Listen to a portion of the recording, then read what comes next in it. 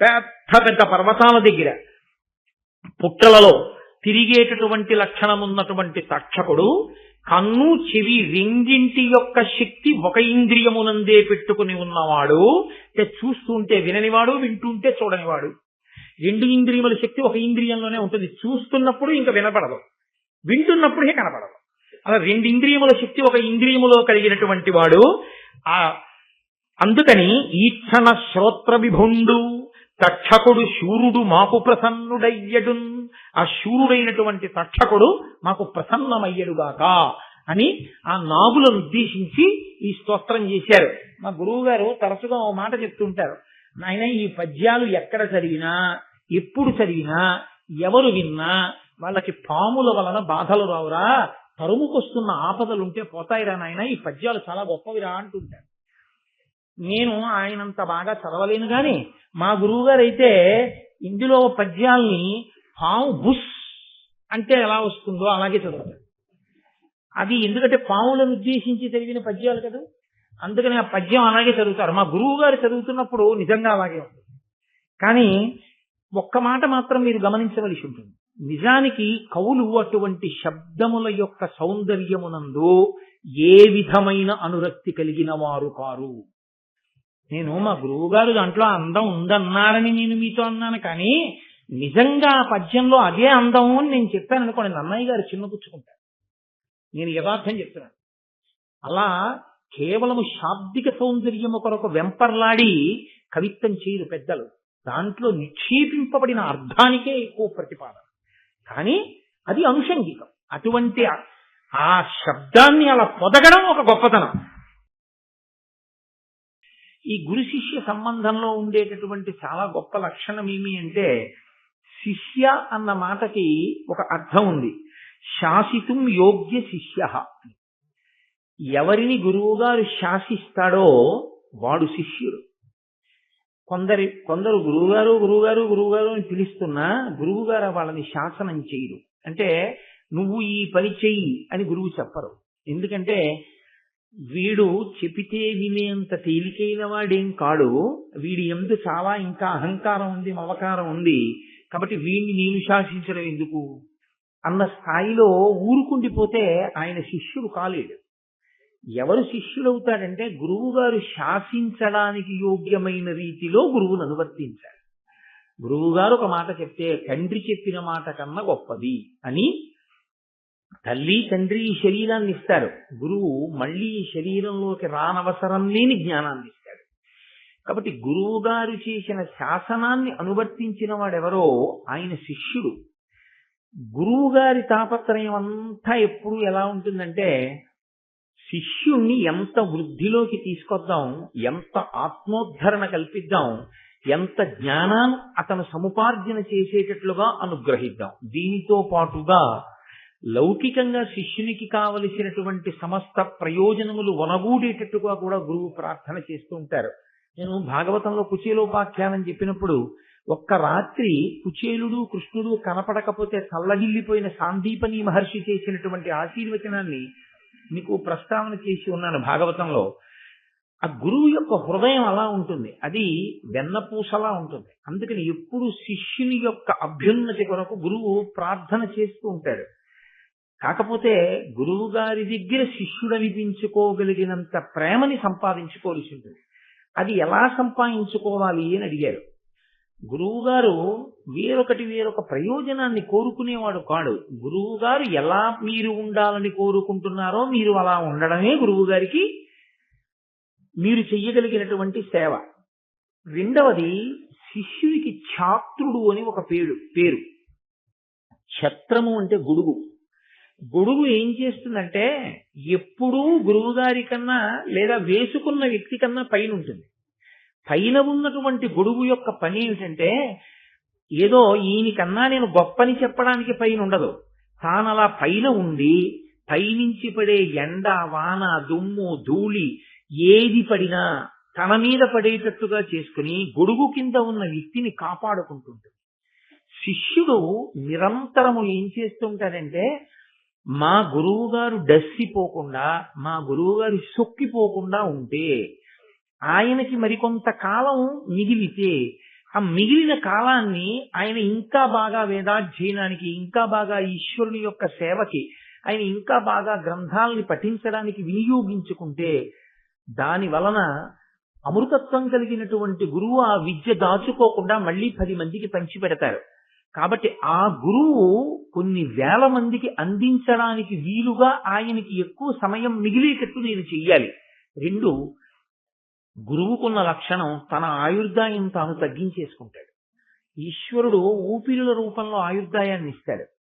నిరంతరం వాక్య నిర్మాణమునందు ఉండడం చేత, మాట్లాడేటటువంటి వ్యాసంగమునందుండ కారణం చేత ఏమవుతుందంటే ఆ ఊపిరి బాగా దీర్ఘవాక్య నిర్మాణం చేయడం, లేకపోతే లఘువాక్య నిర్మాణం చేయడం, లేకపోతే వాక్యాన్ని ఎక్కడెక్కడ విరవాలో అక్కడక్కడ ఆపి ఊపిరి తీసి విడిచిపెట్టిన కారణం చేత లోపల ఆ ఊపిరిల సంఖ్య బాగా ఎక్కువై ఆయుర్దాయం తగ్గిపోయి తొందరగా శరీరాన్ని విడిచిపెట్టే అవకాశం ఉంటుంది.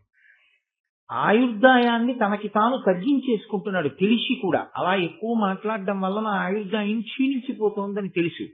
2, మనుష్యునికి భగవంతుని ఇచ్చినటువంటి అద్భుతమైన కానుక స్వరపేటిక.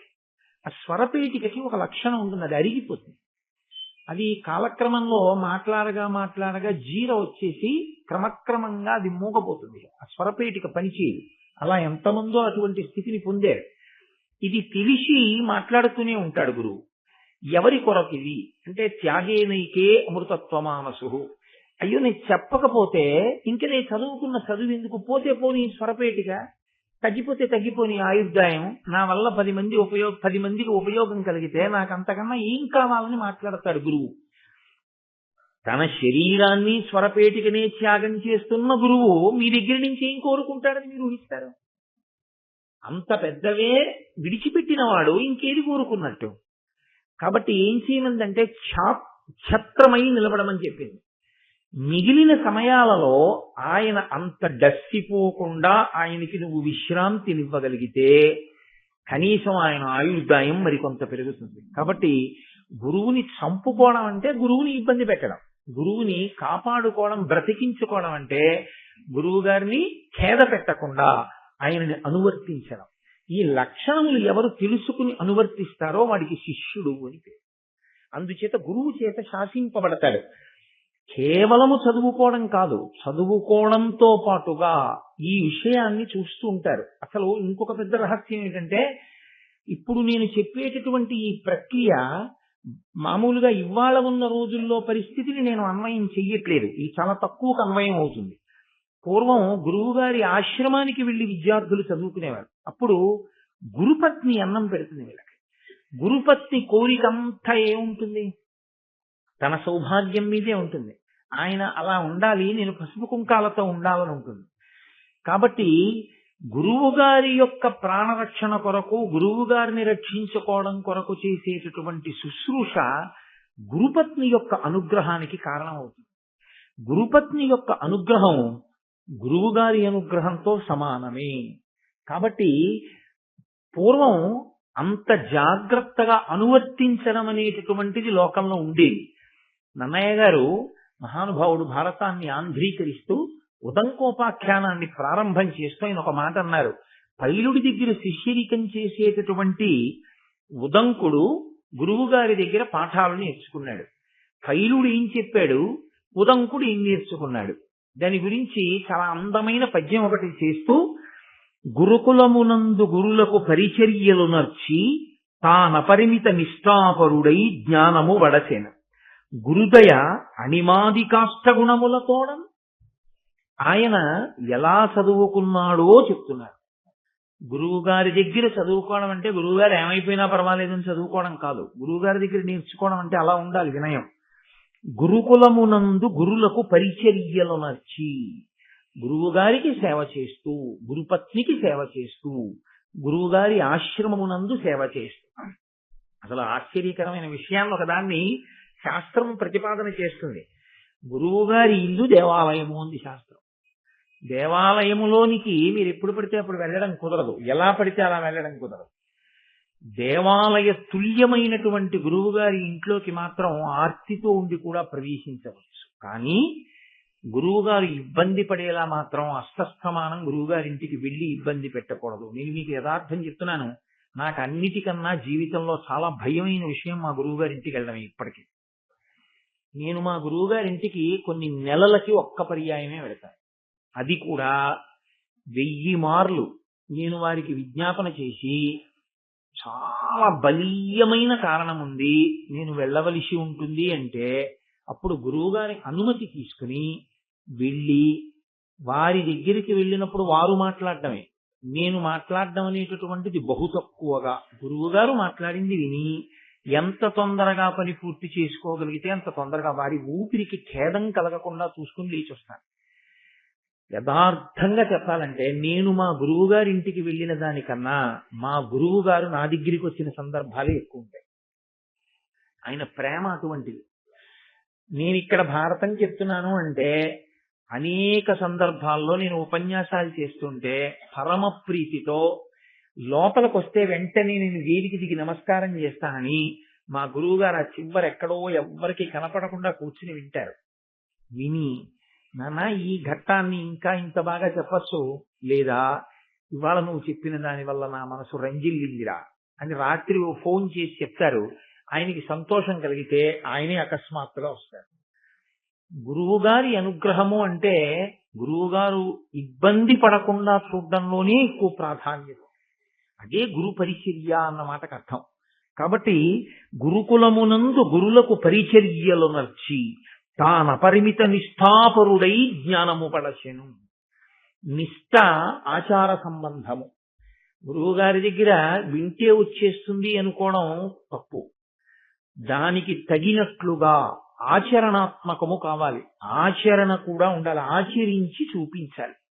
గురువు గారు ఏం చెప్పారో దాన్ని త్రికరణ శుద్ధిగా ఆచరణ చేస్తే గురువు విశేషమైనటువంటి తృప్తిని పొందుతాడు.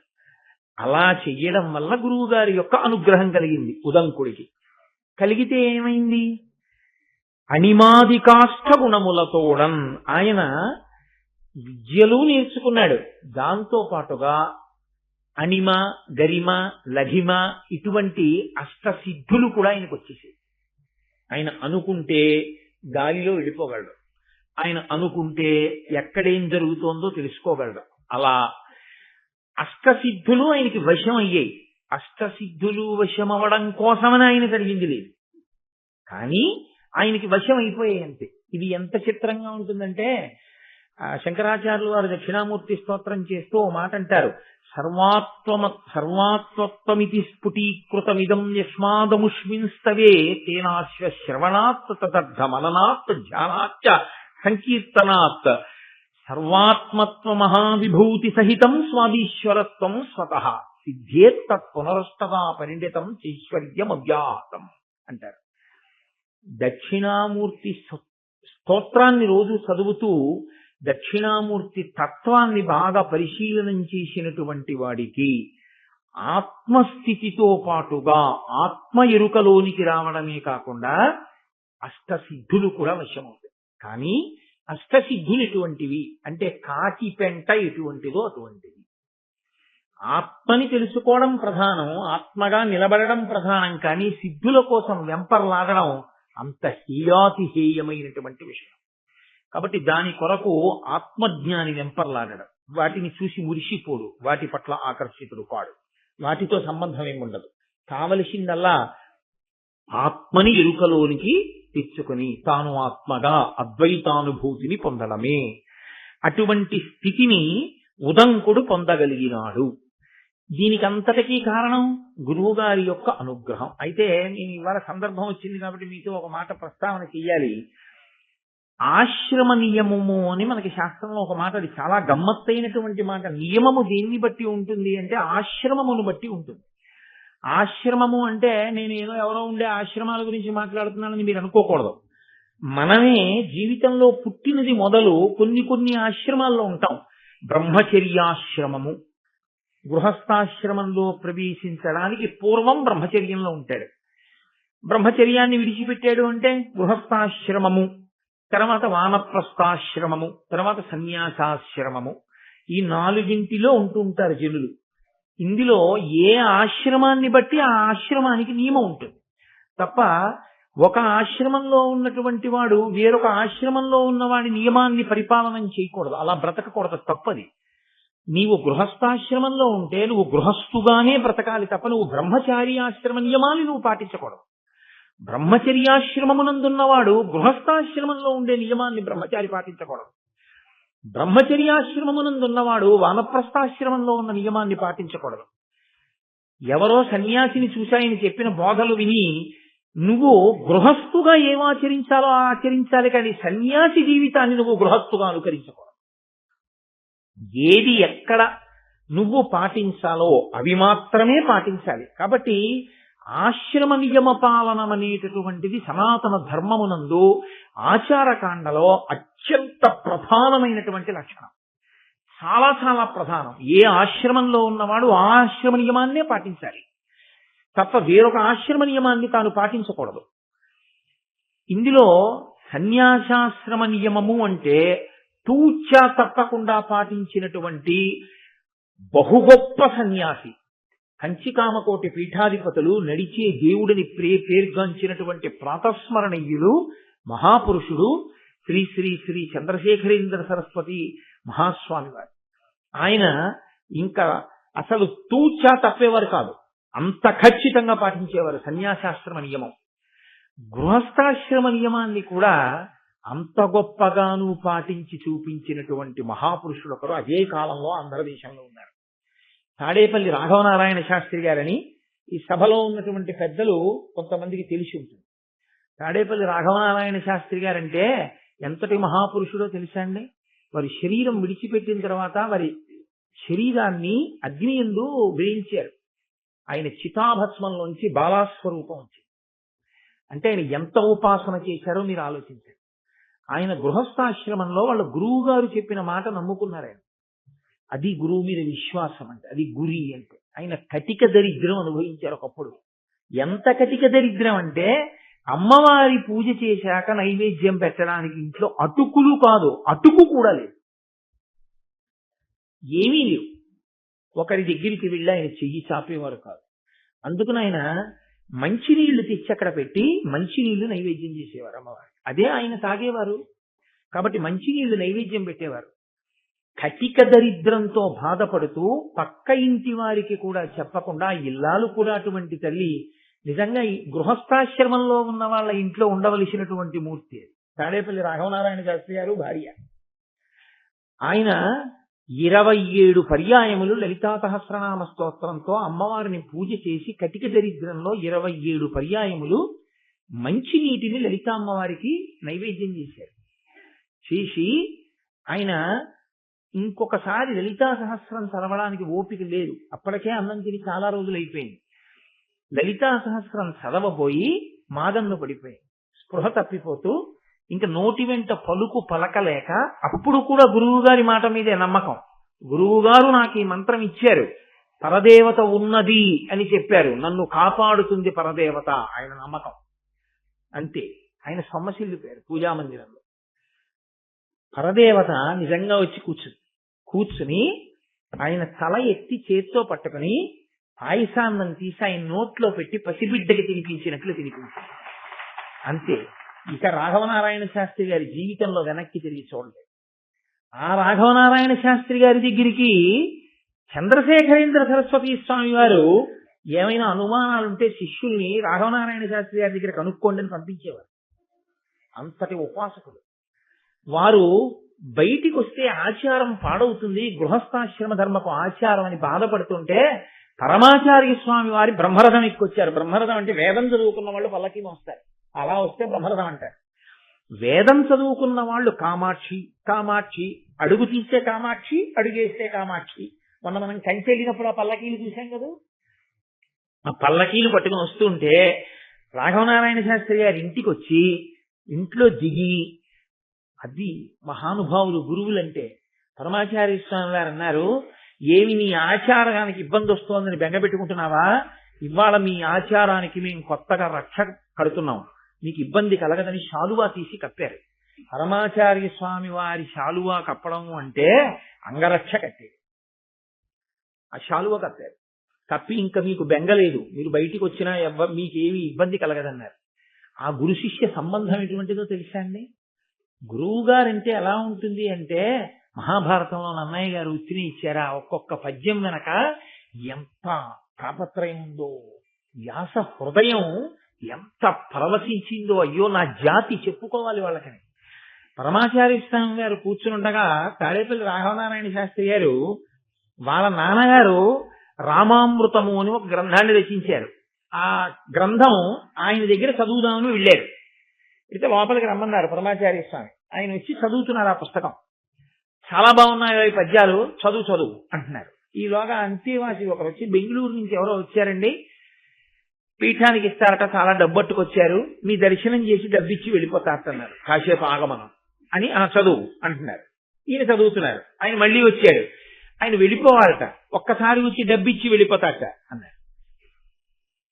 చదువు అన్నారు. ఆయన మూడో మాట వచ్చాడు, అయ్యా ఆయనకి చాలా ముఖ్యమైన పని ఉందిట, ఒక్కసారి మీకు నమస్కారం పెట్టి డబ్బిచ్చి వెళ్ళిపోతారట, కాబట్టి ఒక్కసారి ముందు ఆయన్ని ప్రవేశపెట్టమని అడుగుతున్నాడు, ఒకసారి ఆయన లోపలికి తీసుకొచ్చేస్తే బాగుంటుందేమో అన్నాడు. ఈయన రాఘవనారాయణ శాస్త్రి గారు బాధపడుతున్నారు, అయ్యో ఇదేమిటి, నేను పక్క పద్యాలు ఇలా చదువుతూ కూర్చుంటే పాపం ఈయనకి ఇబ్బందిగా ఉందేమో. పరమాచార్య స్వామి గారు అన్నారు, అతను డబ్బట్టుకొచ్చాడని ముందు మాట్లాడాలా, లేక రామాయణం కన్నా అతను వచ్చి మాట్లాడడం నాకు గొప్ప అనుకుంటున్నాడా? నన్ను దర్శనం చెయ్యాలనుకుంటే తర్వాత రమ్మను, లేదా ఉండమను, నాకు ఈ రామాయణమే గొప్పది. ఎందుకు గొప్పదో లోకానికి తెలియాలి కదండి. రాఘవనారాయణ శాస్త్రి గారు తండ్రి గారు రాసిన రామాయణం ఎందుకు గొప్పదో తెలియాలిగా. పరమాచార్య ఓ ప్రశ్న వేశారు, ఏమయ్యా సీతమ్మని అగ్నిహోత్రంలోకి ప్రవేశపెట్టాడు కదా రాముడు, తెలుసు కదా అగ్నిపునీత సీత అని, ఇంత తెలిసున్న తర్వాత కూడా ఎవరో ఎక్కడో పౌరుడు ఒక్కడేదో నింద వేశాడని సీతమ్మని పరిచయించడం అంత న్యాయమా? సరే, రాజారాముడు చిన్న అనుమానం వచ్చినా ఆయన ఆ పదవిలో కూర్చోడానికి ఇష్టపడడు, పరిత్యజించాడు, వాల్మీకి మహర్షి ఏదో చెప్పారు, కవులందరూ అనువదించారు, 80 రామాయణాలు చదివానయా అన్నారు పరమాచార్య. అన్ని చదివా, అన్నింటిలో ఎవరి హృదయం వారిది రాశారు, మంచిదే, మీ నాన్నగారు దాన్ని ఎలా సమర్థించారని అడిగారు. రాఘవనారాయణ శాస్త్రి గారు ఆ ఘట్టం తీసి యుద్ధకాండలోంచి చెప్పారు. ఎంత గొప్ప భావన చేశారో తెలుసండి ఆయన. పరమాచార్య విన్నారంటే అది కారణం. ఆయన అన్నారు, సీతమ్మ తల్లిని రాముడు ఎప్పుడు పెళ్లి చేసుకున్నాడు? రాజు కాకముందు చేసుకున్నాడు. ఇంకా అప్పటికి కొడుకు దశరథుడికి, దశరథుడు రాజు, రాజకుమారుడిగా పెళ్లి చేసుకున్నాడు. సీతమ్మతో వివాహం అయిపోయింది. అగ్నిహోత్రంలో ప్రవేశపెట్టాడు, ఆమెని ఎవ్వరూ నింద వేయకూడదు అని లోకానికి నిరూపించాడు, స్వీకరించాడు. ఆయనకి ప్రేమ లేక కాదు ప్రవేశపెట్టింది, లోకం నింద వేయకూడదని. వచ్చాడు, పట్టాభిషేకం చేసేసుకున్నాడు. పట్టాభిషేకం చేసుకున్న తర్వాత కూడా సీతమ్మేగా భార్య, ఏకపత్ని వ్రతుడిగా. ఒకనాడు మంత్రులలో ప్రభువుకి నీతి పాఠం చెప్పే మంత్రి వచ్చి రాముడు ఏకాంతంలో ఉండగా ఒక మాట అన్నాడు, ప్రభు, మీరు వైకుంఠంలో ఉన్న శ్రీమన్నారాయణుడు, లోకానికి ధర్మం నేర్పడానికి రామచంద్రమూర్తిగా వచ్చి నరుడిగా ఈ భూమి మీద నడుస్తున్నారు. ఇటువంటి మీరు ప్రభువు కాకముందు సీతమ్మని భార్యగా ఉంచుకున్నారు, ధర్మానికి తప్పు లేదు. ప్రభువు అయ్యాక సీతమ్మ భార్యగా ఉండవచ్చా అని అడిగాడు. ఈమె ఎందుకు ఉండకూడదు అని అడిగాడు రాముడు. ప్రభువు భూమిపతి, భూమిపతి అంటే ఈ భూదేవికి భర్త ప్రభువు. అప్పుడు సీతమ్మ మీకేమవుతుంది? మీరు పట్టాభిషేకం అవగానే భూమి భర్త, మీరు భూమి భర్తగా పట్టాభిషేకం చేసుకుంటే సీతమ్మ పక్కన భార్యాస్థానంలో ఉండకూడదు. మీరు పట్టాభిషేకం చేసుకోనంతసేపు సీతమ్మ మీకు భార్యగా ఉండొచ్చు. ప్రభు ఇప్పుడు ధర్మం నడిచిందా అన్నాడు. ఉలిక్కిపడిన రాముడు కారణం చెప్తూ ధర్మము కోసమే సీతమ్మను అడిగి పంపాడని సమర్థించారండి మా నాన్నగారు. ఇది విని పరవశించిపోయారు పరమాచార్య స్వామి. అబ్బా, ఈ రామాయణాలు విన్నాను కానీ ఇలా సమర్థించడం అండి వినలేదయా, ఆ పుస్తకాల శిక్ష ఒకటి అక్కడ పెట్టిపో అంటే. ఇంత గొప్ప రాఘవనారాయణ శాస్త్రి గారు అన్నారు, మీకు సంస్కృతం వచ్చు, అరవం వచ్చు, తెలుగు రాదుగా, మీకెందుకు ఆ పుస్తకాలు? నాకు వచ్చో కాదు అక్కడ పెట్టు, రోజు ఓ పువ్వు వేస్తా, చాలా ఓ పువ్వు వేస్తుండేవారో వేయలేదో ఉంచేశాడు, వెళ్ళిపోయారు రాఘవనారాయణ శాస్త్రి గారు. చాలా కాలం అయిపోయిన తర్వాత ఆయన దర్శనానికి వెళ్ళాడు. వెడితే రామ జగన్మోహన అని విశ్వామిత్రుడు రాముణ్ణి చూసి చదివినటువంటి పద్యం ఒకటి చదివారు పరమాచార్య స్వామి. ఇది మా నాన్నగారు రాసింది అన్నారు ఆయన. అంటే ఆయన అన్నారు, రాఘవనారాయణ శాస్త్రి మీ నాన్నగారు రాయడం కాదు, ప్రతిరోజు రాత్రి పడుకోబోయే ముందు మంచం మీద పడుకుని కాలు మీద కాలేసుకుని ఆకాశం వంక చూస్తూ ఈ పద్యాలు పరవశంతో మీ నాన్నగారు చదువుకునేవారు కదూ, ఆయనకి ఇష్టం ఈ పద్యాలు అన్నారు. అసలు వాళ్ళ నాన్నగారిని పరమాచార్య స్వామి చూడలేదు. మీకు ఎలా తెలుసండి? అది మాకు ఒక్కళ్ళకే తెలిసి ఇంట్లో మీకు ఎలా తెలిసిందన్నారు. ఆయన నవ్వు తెలిసారు. గురువు త్రికాల వీధి, గురువుకి అన్నీ తెలుసు. కానీ అన్నీ తెలిసిన్నట్టు ఉండక్కర్లేదు. గురు శిష్య సంబంధం అంటే అంత గొప్పది. ఎక్కడో ఉన్న తాడేపల్లి రాఘవనారాయణ శాస్త్రి గారి గురించి పరమాచార్య స్వామి వారికి అన్నీ తెలుసు. పరమాచార్య స్వామి వారి గురుత్వం మీద ఆయన ఏకంగా గొప్ప గొప్ప స్తోత్రాలే చేశారు. అవి గురు శిష్య సంబంధాలంటే. అంత పరమ పవిత్రంగా ఉండేవి, అంత పవిత్రమైన సంబంధాలు కాబట్టే, అంత గొప్ప పూజలు కాబట్టే రాఘవనారాయణ శాస్త్రి గారి శరీరాన్ని అగ్నిహోత్రంలో వ్రీలిస్తే ఆకరణ దహన సంస్కారం జరుగుతుంటే ఆయన చితాభస్మంలోంచి శరీరంలోంచి బాలాదేవి వచ్చి నిలబడింది పైన. అంటే ఎంత గొప్పగా గురువుల మాటల్ని విశ్వసించి తాపత్రయంతో నిలబడ్డారో, ఎంత పూనికతో నిలబడ్డారో మీరు ఆలోచించండి. మొన్న వచ్చారు కృష్ణావధానులు గారు. మొన్నే మేమందరం వెళ్ళాం కుంభాభిషేకం గురించి మాట్లాడడానికి వారి ఇంటికి. అప్పటి వరకు బాగానే మాట్లాడారు. మా గురువు గారు అన్నారు అంతే. ఆ తర్వాత ఇంకా ఒక 7-8 నిమిషాల సేపు ఆయన మాట్లాడలేకపోయారు. కంఠం గాద్గదికమైపోయి కన్నుల వెంట ధారల కింద నీరు కారుతూ ఉండిపోయారు. ఆ గురువు అన్న పేరెత్తేటప్పటికి అయ్య బాబోయ్, ఆయన లేనినాడు మాకు చెప్పేవాడెవరు, మమ్మల్ని తీర్చిదిద్దేవాడెవరు అన్న తాపత్రయం, ఆ గౌరవంతో కంఠం బొంగులు పోయింది. ఇంత వయస్సులో ఆయన, ఇంతమంది శిష్యులు ఉన్న గురువుకి. అది గురు శిష్య సంబంధం, అది పవిత్రమైనటువంటి భావన. కాబట్టి నన్నయ్య భట్టు ఆంధ్రీకరిస్తూ అంటారు, గురుకులమునందు గురులకు పరిచర్యలు నర్చి తానపరిమిత నిష్ఠాపరుడై జ్ఞానము పళశెను గురుదయ అనిమాదికాష్ట గుణములతో. ఆయన ఆ అష్టసిద్ధులతో పాటుగా వేద విద్యను, దానికి సంబంధించినటువంటి సమస్త జ్ఞానమును పొందాడు ఉదంకుడు. పొందిన తరువాత ఒక నియమం ఒకటి ఉంది. ఆశ్రమంలో గురువు గారి దగ్గర విద్య నేర్చుకున్న తరువాత గురువు నిత్యతృప్తుడైన గురువుని అడుగుతారు గురుదక్షిణ అని ఒక మాట. గురువు గారు మేము ఏదైనా సమర్పిస్తాం, మీరు ఏదైనా కోరండి. గురువు నిత్యతృప్తుడు కాబట్టి అడగడు. ఒక్కొక్కచో ఏదైనా తన జీవనం గడవడానికో, 10 మంది శిష్యులకి పాఠం చెప్పడానికో, అన్నం పెట్టడానికో ఆయన ఏదైనా కోరిక కోరితే కోరచ్చు. పైలుడు ఒక చిరునవ్వు నవ్వన్నాడు, నాకేం కావాలయా, నాకేం అక్కర్లేదు అంటే. ఉదంకుడు అన్నాడు, గురువు గారి దగ్గర ఆశ్రమంలో ఇన్ని నేర్చుకుని గురువు గారికి దక్షిణ ఇవ్వకుండా వెళ్ళిపోకూడదు. కాబట్టి నేను మీకు దక్షిణ ఇవ్వాలనుకుంటున్నాను, మీరేమైనా అడగండి అన్నాడు. ఆయన చిరునవ్వు నవ్వి ఊరుకున్నాడు. ఇప్పుడు గురువు గారు మాట్లాడటం లేదు. గురువు గారితో సమాన స్థాయి ఎవరిది అక్కడ? గురుపత్నిది. కాబట్టి గురుపత్నిని వెళ్ళి అడిగాడు ఆయన, అమ్మా గురువు గారి దగ్గర ఇన్ని నేర్చుకున్నానమ్మా, మీరు నాకు రోజు అన్నం పెట్టారు, అమ్మ గురుదక్షిణ ఇవ్వాలనుకుంటున్నాను, ఏం కావాలమ్మా అని అడిగాడు. ఆవిడంది, పక్కనే ఉన్నాడయా రాజ్యం చేస్తూ పౌష్య మహారాజు, ఆ పౌష్య మహారాజు యొక్క భార్య కుండలములను నాకు తెచ్చి ఇయ్యి. అంటే అలా అడగడానికి కారణం ఏమిటి అంటే, కుండలములు 5వ చిహ్నాలు. ఆ కుండలములు అటువంటి శక్తి కలిగినవి.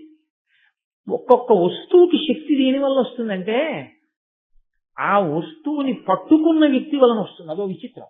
లోకంలో అత్యంత గొప్ప వ్యక్తి, గొప్ప ఈశ్వరారాధన చేసేటటువంటి వ్యక్తి చాలా కాలం ముట్టుకున్నటువంటి కళాన్ని మీకు ఇచ్చారనుకోండి, ఆ కళానికి ఒక పవిత్రత ఉంటుంది. మీరు సరిగ్గా ఉంచుకుంటే ఉంటుంది, మీరు విరిచేస్తే పోతుంది ఆ పవిత్రత. కాబట్టి గురువుల దగ్గర నుంచి వచ్చినటువంటి పూతిక పుల్లకి కూడా శక్తి ఉంటుంది. ఎందుకంటే అది వారి శక్తి వలన ఆ వస్తువులోనికి ప్రవేశిస్తుంది. అది వారికి ఉండేటటువంటి గుణం. అందుకే మీరు కొంచెం జాగ్రత్తగా చూస్తే అగ్నికి ఆకర్షణ శక్తి ఉంటుంది. అగ్నికి కేవలము కాల్చడమే కాదు, ఆకర్షిస్తుంది. అందుకే మీరు చూడండి, ఎప్పుడైనా ఆ పిడుగు పడినప్పుడు ఆ టీవీలో ఆ పెద్ద కరెంట్ వస్తే ఆ అగ్ని దూరంగా కూర్చున్న వాళ్ళు చచ్చిపోతారు. దానికి కొంత దూరంలో ఉన్న వాళ్ళు చనిపోవడం సంభవిస్తూ ఉంటుంది. అంటే దీని శక్తి దీని ప్రకంపన అక్కడ వరకు వెళ్ళిపోతుంది, ఆకర్షణ అక్కడ వరకు వెళ్ళి ఆయనలో ప్రవేశించి చంపేస్తుంది. అలాగే గురువు గారు మహాపురుషులు, గొప్ప ఉపాసకులు, మహాపతివ్రతలు ఇటువంటి వారు ఉపయోగించేటటువంటి వస్తువుల యందు కూడా తత్సంబంధమైనటువంటి శక్తి ప్రవేశిస్తుంది. కుండలములు, చెవులకు పెట్టుకునేటటువంటి ఆభరణములు ప్రత్యేకించి సువాసినులవి. వివాహం అయిపోయినటువంటి స్త్రీలు పెట్టుకునేటటువంటి కర్ణాభరణములకు ఒక ప్రత్యేకమైనటువంటి లక్షణం ఉంటుంది. అది ఐదోతనానికి చిహ్నం. అందుకే ఎట్టి పరిస్థితుల్లోనూ కూడా కర్ణాభరణం లేకుండా భర్తకి కనపడకూడదు అని చెప్తారు. అసలు ఒకవేళ ఏ కారణం చేతనైనా చెవికి ఆభరణాన్ని తీసేసి మళ్లీ పెట్టుకోవలసి వస్తే ఆ సమయంలో భర్త గారికి పరాకు చెప్తారు, అయ్యా కాసేపు ఈ గదిలోకి రాకండి మీరు అని చెప్తారు. చెప్పి గది తలుపు వేసుకుని జాగ్రత్తగా కర్ణాభరణం తీసేసి మళ్లీ కర్ణాభరణం పెట్టేసుకోవాలి.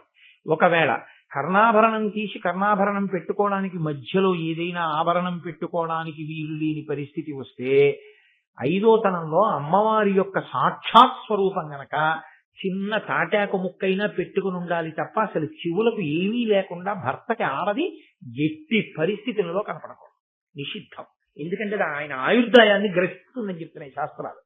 ఈ చెవి కుండలములకు అంత శక్తి, ఆ తాటంకములకు. అందుకే తాడ భరతుని సౌందర్యలహరి చెప్పినప్పుడు చెప్తూ ఉంటాను, ఆ తాటాకు అంత శక్తి. కాబట్టి పౌష్య మహాదేవి అంటే పౌష్య మహారాజు గారి యొక్క భార్య, ఆవిడ అంత గొప్ప పతివ్రత. మనకి శాస్త్రంలో ఒక విచిత్రమైనటువంటి లక్షణం ఏంటంటే పురుషుడు ఉపాసన చేత శక్తిని పొందుతాడు, స్త్రీకి ఉపాసన భర్తని ఉపాసించడం. భర్తని అనుగమించిన స్త్రీ ఎవరుంటారో భర్త సంతోషమే తన సంతోషమని, భర్త శాసనము తనకి అభ్యున్నతి కారకమని నమ్మి అనువర్తించినటువంటి స్త్రీకి ఇక వేరుగా పూజ ఉండాలా అంటే నిజానికి అక్కర్లేదు. ఎందుకని అంటే నేను శాస్త్రవాక్కు యథార్థంగా మీతో మనవి చేస్తున్నాను. నేను నైవేద్యం పెడితే తాదాత్మ్యతతో నేను నైవేద్యం పెడితేనే ఈశ్వరుడు దాని వంక చూస్తాడు. ఈయన సాక్షాత్ ఈశ్వరుడు నా భర్త, భర్తయే ఈశ్వరుడు అని నమ్మి ఓ ప్లేట్ ఇడ్లీ పట్టుకొచ్చి అక్కడ పెడితే పరమేశ్వరుడికి బాలభోగం చేసినటువంటి ఫలితం భార్య ఖాతాలో వేస్తాడు. అందుకే ఆడదానిగా తరించడం తేలిక, పురుషుడిగా తరించడం కష్టం నిజానికి. అందున విశేషమైన భక్తి సంపన్నుడైనటువంటి భర్త అయితే ఆయన చేసే పనిలో ప్రతి దాంట్లో సగం ఫలితం వెళ్ళి ఆవిడ ఖాతాలో పడిపోతుంది.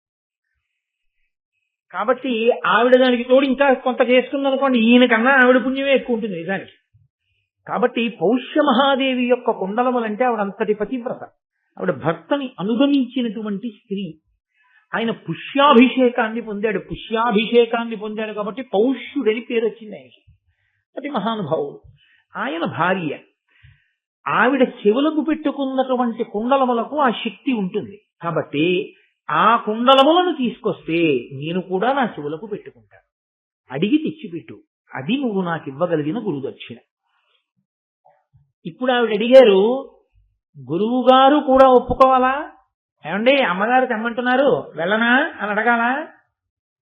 అంటే గురువు గారు ప్రకటనంగా వద్దు, అది అడిగినా నువ్వు వెళ్ళక్కర్లేదు అని అంటే ఆగిపోవాలి తప్ప, గురువు నిశ్శబ్దంగా ఊరుకుంటే గురుపత్ని యొక్క ఆజ్ఞ గురువు గారి ఆజ్ఞయే. కనుక ఇప్పుడు వెళ్ళాలి. అంటే ఇప్పుడు మీకు ఏమిటి చెప్తోంది మహాభారతం? గురువుని సేవించడమేదో గురుపత్నిని సేవించడము అంతే. గురువు గారిని సేవించడం అంటే గురువు గారంటే నాలుగు చెప్తాడండి, గురుపత్ని ఏమొచ్చండి అనడానికి వీల్లేదు. గురువు గారితో సమాన స్థాయి గురుపత్ని పొంది ఉంటుంది. కాబట్టి ఇప్పుడు ఆవిడ తీసుకురా కుండలములు అంటే బయలుదేరాడు ఉదంకుడు. బయలుదేరి ఆయన వెడుతున్నాడు. ఎంతో దూరం కాదు, చాలా దగ్గరలోనే ఉంది పౌష్యుని యొక్క రాజ్యం. ఆ వెడుతుండగా ఒక ఆశ్చర్యకరమైన సంఘటన ఒకటి జరిగింది. ఒక దివ్యమైనటువంటి పురుషుడు, అంటే మామూలు తేజస్సు కలిగిన వాడు కాకుండా మనుష్య సంబంధమైన తేజస్సు అని నమ్మడానికి వీలు లేనంత గొప్ప తేజస్సు కలిగిన వ్యక్తి ఒక ఎద్దు మీద కూర్చుని ఉన్నాడు. అదే చమత్కారం. మామూలుగా ఎవరో ఒక వ్యక్తి ఎద్దు మీద కూర్చుని దీని పేడదేను అన్నాడు అనుకోండి, చావతలబో అంటారా అనరా? ఆ ఎద్దు మీద కూర్చున్నవాడు దివ్యమైన పురుషుడు. అంటే ఆయన కాంతిని చూడగానే ఆ భాష, ఆయన చుట్టూ ఉన్నటువంటి ఆ వలయాన్ని చూడగానే ఈయన సామాన్యుడు కాడు, ఈయన ఏదో మనుష్యుల కన్నా భిన్నమైనటువంటి జాతికి చెందినవాడు, దేవతాస్వరూపుడు, కాబట్టి ఈయన మాట నేను ఔదలదాల్చవలసిందే అనేటటువంటి ప్రచోదనం కలిగేటట్టుగా ఆయన ఉన్నాడు. అయితే ఇక్కడ ఒక గమ్మత్తుంది. గురువుగారి మాటలు బాగా వంటపట్టి ఉంటే ఆ వినయం వస్తుంది. గురువుగారి మాటలు వంటపట్టి ఉన్న స్వభావము అని ఒకటి ఉంటుంది. ఈ స్వభావము అనేటటువంటిది చాలా ప్రమాదకరమైనటువంటి లక్షణం. ఇది పుట్టుకతో వస్తుంది స్వభావం అన్నది. ఈ స్వభావమునందు రజోగుణ తమోగుణ ప్రకోపం యొక్క పాళ్ళు ఎక్కువ ఉన్నాయనుకోండి, అప్పుడు దేవతలు ఏం చేస్తారో తెలుసండి, ఏదైనా పెద్ద కార్యం సాధించవలసి వస్తే ఇదే అడ్డు పెడతారు. కైకమ్మను అందుకే అడ్డు పెట్టారు, కౌసల్యని సుమిత్రని విడిచిపెట్టి ఆవిడితో అడిగించారు వరాలు. ఎందుకంటే తమోగుణ రజోగుణ ప్రకోపం ఎక్కువ కాబట్టి. స్వభావము గురువు గారి దగ్గర విన్నటువంటి మాటల వలన కలిగినటువంటి వినయాన్ని మింగేస్తుంటుంది అప్పుడప్పుడు. అప్పుడు స్వభావం గెలిచిందనుకోండి, వాడికి ఉండే కోపం, వాడికి ఉండేటటువంటి ఇంకొక లక్షణం ఏదో పైకి వచ్చేసింది అనుకోండి, గురువు గారు చెప్పింది మరిచిపోయాడు అనుకోండి, మరిచిపోతే తన స్వభావంతో ప్రవర్తిస్తాడు. అందుకే గురుపాదుక పూజనీయం ఎందుకైందో తెలుసండి, అది గురువు గారిని మోసింది. అలాగే గురు పాదుక ఏం చేస్తుందంటే తల మీద పెట్టుకుంటే అహంకారాన్ని అణుస్తూ ఉంటుంది. అది ఆయన్ని మోసి తెచ్చింది. ఆ వినయం మీకు కూడా ఇస్తుంది. అందుకే ప్రపంచంలో ఎవరి పాదుకకి పూజ లేదు, ఒక్క గురు పాదుకకే పూజ. కనుక ఇప్పుడు ఆయన దివ్య పురుషుని యొక్క దివ్యత్వాన్ని గుర్తించాడు. గుర్తించి ఆయన వంక తిరిగి చూశాడు. ఆయన అన్నాడు, ఇదిగో నేను ఎక్కినటువంటి ఎద్దు పేడ వేసింది, ఈ పేడ కొద్దిగా తిన్నాడు. నేను మీతో మనవి చేశాను కదా, శిష్య అన్న మాటకు అర్థం శాసితం యోగ్య శిష్య, చెప్పిన మాట వినేటటువంటి వాడు. ఆయన దివ్యత్వాన్ని అంగీకరించినప్పుడు ఆయన మాటలో ఏదో పరమార్థం ఉంది. మనకు అర్థం కావట్లేదు ఆయన ఎందుకంత గొప్పవాడిగా ఉన్నాడో, గురువు గారిని అడుగుదాం తర్వాత. కాబట్టి ఇప్పటికి తినేద్దాం, ఆయన చెప్పిన మాట విందాం. కాబట్టి కాస్త పేడ తీసుకుని తినేసి వెళ్ళిపోయాడు. వెళ్ళి పౌష్య మహారాజు యొక్క అంతఃపురానికి వెళ్ళాడు. దాని విశేషం ఏమిటి అన్న తర్వాత ఆయన చెప్తారనుకోండి. గురువు గారిని అడుగుతానన్నవాడు గురువు గారిని అడిగితే, గురువు గారు చెప్తే అన్నయ్య గారు ఆంధ్రీకరిస్తే నేను మీకు చెప్పాలిగా, కాబట్టి కంగారు పడకండి వస్తుంది. కాబట్టి ఇప్పుడు ఉదంకుడు పౌష్య మహారాజు దగ్గరికి వెళ్ళాడు. దేని కొరకు వచ్చావని అడిగాడు. అడిగితే పౌష్య మహారాజుని ఈయనన్నాడు, నేను గురుదక్షిణ ఇవ్వాలి అని బయలుదేరి వచ్చాను. నా గురువు యొక్క భార్య గురుపత్ని, మా అమ్మ వంటి ఆవిడ నీ భార్య కుండలములు అడిగిందండి. ఇవ్వచ్చా రాజు అంటే? రాజుకి రెండు కర్తవ్యములు ఉంటాయి. ఒకటి, ఆశ్రమంలో చదువుకుని విద్య పూర్తి చేసి బ్రహ్మచర్యాన్ని విడిచిపెట్టి గృహస్థాశ్రమంలో వెళ్లేవాడికి పెళ్లి ఖర్చు పెట్టుకోవలసిన బాధ్యత రాజుగారిది. అంటే ఇవాళ మనం చేస్తున్నటువంటి సమావర్తనము, స్నాతకము ఇంతకన్నా పచ్చి అబద్ధాల తంతు ఇంకోటి ఉండదు లోకంలో, యథార్థంగా మాట్లాడితే. అవన్నీ భోజనాల కోసం స్నాతకాలు, భోజనాల కోసం సమావర్తనాలు, ఏదో మధ్యలో నగడ్డు ఉందని ఆడపిల్లవారి మీద బడి తిరియడానికి పనికి వచ్చే స్నాతకాలు అవి కావు. నిజమైన సమావర్తనము, స్నాతకము అంటే గురువు గారి దగ్గర చదువుకుని అప్పటి వరకు కాటుక పెట్టుకోకూడదు, అప్పటి వరకు తల దువ్వుకోకూడదు, అప్పటి వరకు పూలదండ వేసుకోకూడదు, తాంబూలం వేసుకోకూడదు, రుచి కోసం తినకూడదు, భిక్షాన్నములు తినాలి. ఇన్ని నియమములను పాటించిన వాడు ఇన్ని నియమములను విడిచిపెడతాడు. అర్థం చూసుకోకూడదు, నేను బాగున్నాను అనేటటువంటి భావన ఒకటి రాకూడదు. అదొకటి వస్తే పక్కవాడు బాగులేదన్న భావన వస్తుంది. పక్కవాడిని చూడడమే తప్ప తనని చూసుకోవడం చేత కాకపోతే అన్ని పోలిక అన్నది లేదు కాబట్టి గొడవ లేకుండా, అహంకారం లేకుండా ఉంటాడు. కాబట్టి అర్థం చూసుకోకూడదు. ఇన్ని నియమాలు ఇవన్నీ పాటిస్తే బ్రహ్మచర్యం. ఇవన్నీ బ్రహ్మచర్యంలో పాటించిన వాడు బ్రహ్మచర్యాన్ని విడిచిపెట్టి గృహస్థాశ్రమంలోకి వస్తాడు. అలా వేదమంతా చదువుకున్నటువంటి వాడు, అయ్యా నేను ఇంకా గురుదక్షిణ ఇచ్చి దేశాంతరం చూడ్డానికి వెడతానండి అని అడగడానికి, గురువు గారికి దక్షిణ ఇవ్వవలసి వస్తే శిష్యుడి దగ్గర ఏముంటుందని ఇస్తాడు గురుదక్షిణ? రాజుగారి దగ్గరికి వెడతాడు. వెళ్ళి, రాజా నేను ఇది చదువుకున్నాను, ఇప్పుడు నేను గురుదక్షిణ కట్టాలి, కాబట్టి మీరు నాకు ఈ దక్షిణ ఇవ్వండి అని అడుగుతాడు. ఏం చదువుకున్నావు, ఏం చెప్పు 4 మాటలు అంటాడు. తాను చదువుకున్న దాంట్లోంచి 4 మాటలు చెప్తాడు. షహబాష్, వీడు బాగా చదువుకున్నాడు, వీడికి గురుదక్షిణ కట్టడానికి డబ్బు ఇవ్వండి అని రాజిస్తాడు. రాజా నేను గృహస్థాశ్రమంలోకి వెడుతున్నాను, ఇప్పుడే విడిచిపెడుతున్నాను బ్రహ్మచర్యాన్ని, కాబట్టి నేను ఇల్లు కట్టుకోవాలిగా, గృహస్థాశ్రమం మొదలు పెట్టాలిగా. అయితే ఇదిగో నీకు ద్రవ్యం ఇస్తున్నాను పెళ్లి చేసుకోవడానికి. రాజు డబ్బిస్తాడు. కాబట్టి గురుదక్షిణ గురుదక్షిణ కట్టేటప్పుడు ఎవరిని ఆశ్రయించవచ్చు అంటే రాజుని ఆశ్రయించవచ్చు. అది ధర్మం. మహాభారతం ధర్మం మాట్లాడుతుంది. కాబట్టి ఇప్పుడు తన భార్య కుండలములే అయినా అది గురుదక్షిణ కొరకు రాజును ఆశ్రయించిన వాడు కాబట్టి రాజుకు ధర్మం రాజుది. తన ధర్మం తాను నెరవేర్చాలి. అందుకని భార్య కుండలములను పట్టికెళ్ళు అని రాజు చెప్పవలసి ఉంటుంది. ఆవిడ తన భర్త ఆజ్ఞ ఏది ఉందో అది అనుసరించడమే పతివ్రత లక్షణం. ఆవిడ మహాపతివ్రత అంటే ఏంటి? ఆ కుండలాలు తీసి ఇచ్చేయి అన్నాడు. ఇంకో కుండలాలు పెట్టుకుని ఆ కుండలాలు ఇచ్చేయడమే. అంతేగాని వాటికి ఒక శక్తి ఉందన్న విషయం ఆవిడికి తెలుసు. అదేమిటయా ఎలా ఇస్తాను, ఎవరికన్నా ఇద్దామని దాచాను, నువ్వెవరో ముక్కు మొహం తెలియని వాడు వచ్చాడియో మీ గురువు గారి భార్యకి ఇస్తానంటున్నావు, ఎలా కుదురుతుంది అంటే పతివ్రత ఎందుకు అవుతుంది? ఆవిడ ధర్మం ఆవిడ చెయ్యాలి. భర్త చెప్పాడు ఆవిడ చెయ్యాలంతే. కాబట్టి ఇప్పుడు ఆవిడ ధర్మం ఆవిడ చెయ్యాలి. అందుకని ఆవిడ ఇవ్వడానికి సిద్ధపడింది. రాజే వెళ్ళి ఎందుకు తాకూడదు? నేను మీతో మనవి చేశాను, తీసి ఇచ్చేయి అనడానికి దానికి కొంత సమయం ఉంటుంది. అవి సౌభాగ్య వస్తువులు. దానికి ఒక నక్షత్రం చూసుకోవాలి, దానికి ఒక సరియైన ముహూర్తం చూసుకోవాలి. చూడకుండా చెవి కుండలములను తీసేస్తే మళ్లీ చెవి కుండలాలు పెట్టేంత వరకు సౌభాగ్య వస్తువు ఉండవలసిన స్థానం ఖాళీ అయిపోయిందా లేదా? అది భర్తకి గండకాలం అయితే. కాబట్టి వ్యవధి ఇవ్వవలసిన అవసరం ఉంది. నువ్వు వెళ్ళి అడుగు, ఆవిడ ఇస్తుంది. ఆవిడికి తెలుసు శాస్త్రం. కాబట్టి ఆవిడ చూసుకుని ఇవాళ ద్వాదశి కదండి, కాబట్టి మీరు రేపు ఉదయం 11 గంటలకి రా బాబు, నీకు కుండలములు ఇస్తాను అని ఆవిడేదో ఆ కుండలాన్ని మార్చుకుని ఇవ్వవలసి ఉంది. ఎక్కడి ధర్మం అక్కడే. అందుకని నన్నయ్య గారు ఒక్క పద్యరచన చేశారు అంటే ఎన్ని ధర్మములను మాట్లాడుతున్నారో చూడండి ఆయన. కాబట్టి ఇప్పుడు పౌష్యుని యొక్క భార్య దగ్గరికి వెళ్ళి నువ్వు కుండలములను తీసుకో అని పౌష్యుడు చెప్పాడు. ఈయన గబగబా అంతఃపురంలోకి వెళ్ళాడు, రాణివాసంలోకి. రాణివాసంలోకి వెళ్ళవచ్చా? ప్రవేశపెట్టరు. కానీ ఎటువంటి వాణ్ణైతే ప్రవేశపెడతారు? ఆయన యొక్క బ్రహ్మజ్ఞానం అటువంటిది, ఆయన చదువుకున్న వేదం అటువంటిది. ఆయన రాజు యొక్క భార్య, ప్రతివాడికి 5 తల్లులు ఉంటారు. 5 తల్లులలో రాజు భార్య ఒకటే. గురువు గారి దగ్గర చదువుకుని వచ్చినవాడు, గురుదక్షిణ కట్టడానికి వచ్చినవాడంటే చదువు పూర్తయింది. చదువు పూర్తయిన వాడికి ఏమిటి తెలిసి ఉండాలి? దేశాన్నేలే రాజు భార్య తల్లితో సమానం. రాణివాసంలోకి వెళితే మాత్రం బిడ్డడు తల్లిని ఎలా చూస్తాడో అలా చూస్తాడు. కాబట్టి రాణివాసంలోకి వెళ్ళి చూస్తే వచ్చిన ఇబ్బంది ఏంటి? ఒక గురువు దగ్గర చదువుకున్నవాడు అంటే రాజుకున్న విశ్వాసం అటువంటి. చదువు అన్న మాట గనక ఎంత సంస్కారం ఉండేదో, సంస్కారము చదువు ఎంత విడదీయరాని స్థితిలో ఉండేవో భారతం నిరూపిస్తుంది. సంస్కారము లేని చదువు, పేరు పక్కన డిగ్రీలు, బల్ల కింద చేతులు ఈ జాతి ఊహించలేదు.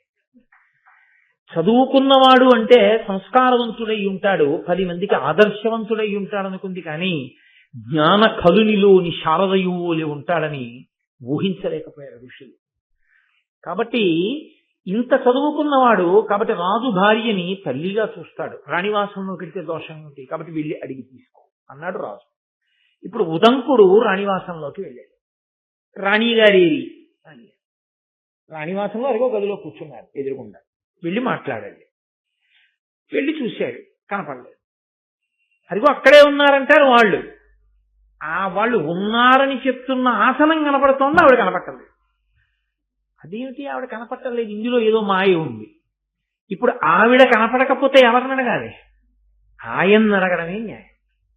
కాబట్టి ఇప్పుడు తిన్నగా మళ్ళీ రాజు దగ్గరికి వచ్చాడు. వచ్చి, మహారాజా, నేను మహారాణి గారి దర్శనం కోసం వెళ్ళాను, కానీ నాకు ఆవిడ కనపట్టలేదు రాణివాసం. అందుచేత నేను ఎలా తీసుకోను కుండలాలని అడిగాడు. అడిగితే రాజు అన్నాడు, భూమినుత నిన్ను త్రిభువన పావను అశుచివని ఎట్లు పలకనవు? ఆ దేవి పవిత్ర పతివ్రత కావున అశుచులకు కానగాదనవద్య. నువ్వు భూమినుత, నువ్వు ఈ భూమి యందు భూవినుత, నువ్వు అన్ని గురువు గారి దగ్గర చదువుకున్నవాడివి, అందరి చేత గౌరవింపబడవలసిన వాడివి. నేను నిన్ను ఒక మాట అనకూడదు, నువ్వు అపవిత్రుడవు అని నేను అనకూడదు. కానీ నువ్వు అపవిత్రంగా ఉన్నావు అన్న విషయం నీకు తెలియడానికే నేను వెళ్ళి రాణి దగ్గర కుండలాలు పుచ్చుకో అన్నాను. ఎందుకని అన్నానో తెలుసా? అవి పవిత్రమైనవైతే పుచ్చుకునేటప్పుడు నువ్వెలా ఉండాలి? నువ్వు పవిత్రంగా ఉండాలి కదా. నువ్వు పవిత్రంగా లేకుండా పవిత్రమైనటువంటి వస్తువుని పుచ్చుకోవడానికి నీకే అర్హత ఉంది? దేవాలయంలోకి వెళ్ళేటప్పుడు కనపడ్డ ప్రతి పుల్లతోటి పళ్ళల్లో గుచ్చుకుని ఆ పుల్ల అవతల పారేసి దేవాలయంలోకి వెళ్ళి ప్రసాదం పుచ్చుకుంటే నీకు ఈశ్వరానుగ్రహం కలుగుతుందని నువ్వు ఎలా చెప్పగలుగుతున్నావు? నువ్వు ఆ అనుగ్రహాన్ని పొందడానికి వీలైన శౌచంతో నువ్వు దేవాలయంలోకి వెళ్ళవలసిన అవసరం ఉందా లేదా? ఏ వస్తువుని ముట్టుకునేటప్పుడు ఎలా ఉండాలో అలా ఉండి ముట్టుకోవలసి ఉంటుంది. అంతేకాని చేతులకి రబ్బర్ తొడుగులు వేసుకోకుండా నువ్వు ఎలక్ట్రిక్ వైర్ ముట్టుకుంటున్నావా? ముట్టుకోవట్లేదే. ఒంటి మీద తడి బట్టలు ఉండగా నువ్వు విద్యుత్తుగా ముట్టుకుంటున్నావా? ముట్టుకోవట్లేదే. అంటే నీకు తగిలింది కాబట్టి షాక్ తెలుస్తోంది. ఈశ్వర ప్రసాదాన్ని అలా పుచ్చుకోకూడదన్న విషయం షాక్ కొట్టిన తర్వాత నేర్చుకుందాం అనుకుంటున్నావా? అలా వద్దని చెప్పిన గురువు ఉన్నప్పుడు ఎందుకు అలా షాక్ కొట్టించుకునే ప్రయత్నం చేస్తాం? శౌచంతో వెళ్ళు దేవాలయంలోకి. ఎక్కడ నీకు ధూళి దర్శనం ఉందో అక్కడ వెళ్ళి కౌలించుకో. ప్రయాణం చేసి వచ్చిన శ్రీశైలాది క్షేత్రములలో ఈశ్వరుడు అనుగ్రహించాడు అలాగా. కాబట్టి నీవు అపవిత్రుడవు అని నేను చెప్తే బాగుంటుందా? ఇన్ని చదువుకున్న వాడివి నువ్వు అపవిత్రంగా ఉన్నావయా, నీవు కుండలములను ఎలా పుచ్చుకుంటావు? మా ఆవిడ ఇస్తే మాత్రం పుచ్చుకోవడానికి నీకు అధికారం ఏముంది అపవిత్రంగా ఉన్నవాడికి అని నేను అనొచ్చా? అనకూడదు. అందుకని అనలేకపోయాను. కానీ ఓ బ్రహ్మచారి, నీకొక విషయం చెప్తున్నాను. ఆ దేవి పవిత్ర, పతివ్రత. నా భార్య మహాపవిత్రురాలు, ఆమె మహాపతివ్రత. ఆమె అశుచులకు కనగాదనవత్య. ఎవరు అపవిత్రంగా ఉంటారో, శౌచము లేదో, శౌచము అన్న మాటకు అర్థం ఏంటంటే బాహ్య అభ్యంతర అని రెండు ఉంటాయి శౌచాలు. బయట స్నానం చేసే పోయేది ఒకటి, లోపల మనస్సంతా ఈశ్వరుడి మీదే నిలబడితే వచ్చేది ఒకటి. నీకు శౌచము లేదు. శౌచము లేకుండా నీకు ఆవిడ కనపడదు. అశౌచమున్న వారికి ఆవిడ కనపడదు. ఆవిడకి ఆ శక్తి ఉంది. అందుకని నువ్వు శౌచమును పొంది వెళ్ళు. ఇప్పుడు ఆలోచించాడు ఆయన, ఏమిటి నాకు శౌచానికి తేడా వచ్చింది, ఎక్కడ వచ్చింది దోషం అని. పేడ తిన్నాను. పేడ తిన్న తర్వాత ఆచమనం చెయ్యాలి. పేడ తిన్న తర్వాత ఏమి, యథార్థానికి స్నానం చేసే అవకాశం లేనప్పుడు ఎక్కడికైనా వెళ్ళి ఏదైనా మంచి పని మీద ప్రారంభం చేసే ముందు ఒకసారి కాళ్ళు చేతులు ముఖం కడుక్కుని ఆచమనం మళ్ళీ చెయ్యాలి. ఆచమనం చేస్తే మళ్ళీ ప్రారంభం అవుతుంది శౌచం. నేను ఆచమనం చేయలేదు పేడ తిన్న తర్వాత.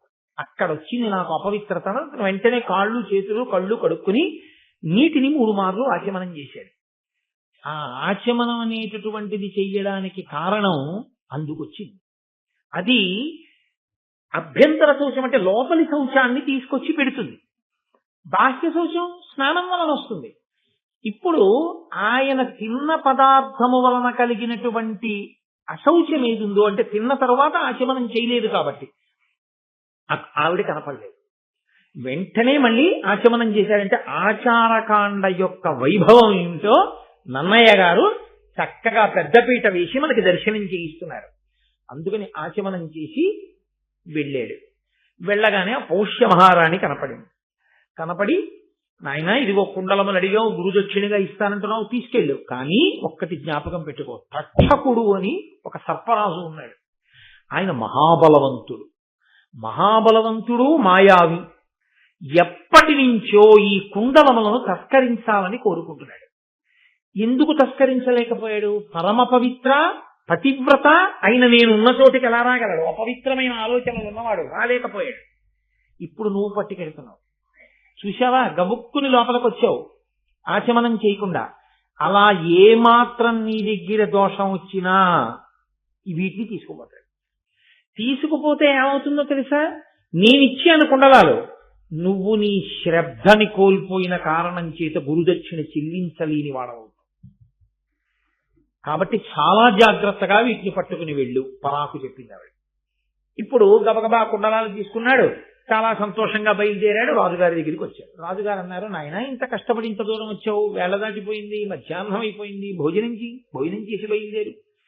బ్రహ్మచారి ఇంటికి వచ్చావు, బ్రహ్మచారి సన్యాసి వీళ్ళిద్దరూ ఆహారం కొరకు గృహస్థు ఇంటి మీద ఆధారపడతారు. కాబట్టి గృహస్థు యొక్క ధర్మం ఏంటంటే బ్రహ్మచారి గాని సన్యాసి గాని వస్తే భిక్ష పెట్టాలి వాళ్ళిద్దరికి. వాళ్ళిద్దరూ తిన్నదాన్ని భిక్ష అంటారు. భిక్షని ఎందుకంటారో తెలుసా అండి? వచ్చే పూటకి దాచుకోకుండా ఉండాలి వాళ్ళిద్దరు.